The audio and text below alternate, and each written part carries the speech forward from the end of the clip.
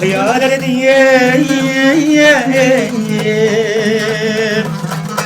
Nicet kamılı verip oynayayım 6. ayda sayıramga.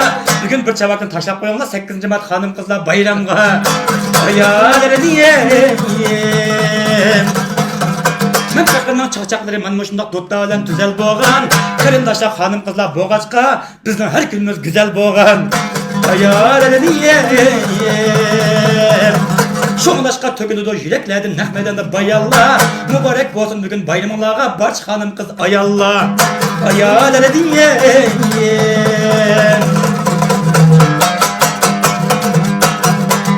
Hanım kızlar kendinden yağmasın deymen tökmek. Şoңlaşqa bildireyim muşu bayramda barça azizlerge hürmet. Hayalleri diye Şoңlaşqa duttani çelip bersem davamlı.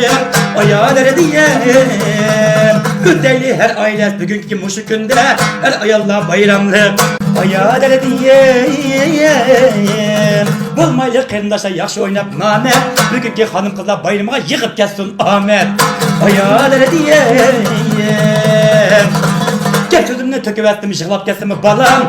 Muşu ekranlardaki qarindaşlarga necekemiz içkimizden otluk salam.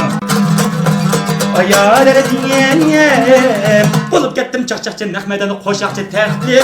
Muşu nicetkemmi gül cemal açan boğazqa ötüp atıdı ömür bəxtli. Hayalleri diye Menem o töküldü şoңlaşqa hoşallıktın bayanı. Hayalleri diye Mübarek bolsun japatattın öyleki hayali. Hayalleri diye Cizlani elip koydum das bilen tanrıge. Qarindaşlar mübarek bolsun barcha hanım kızlar hemmige. Hayalleri diye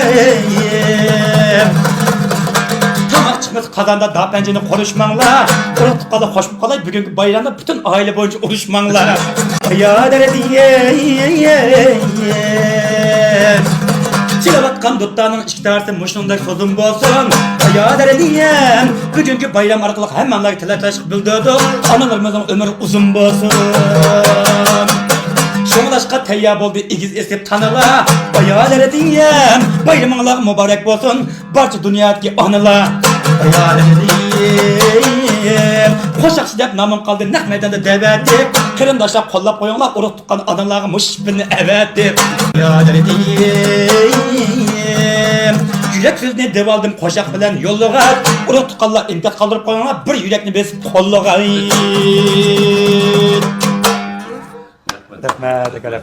Rahmat.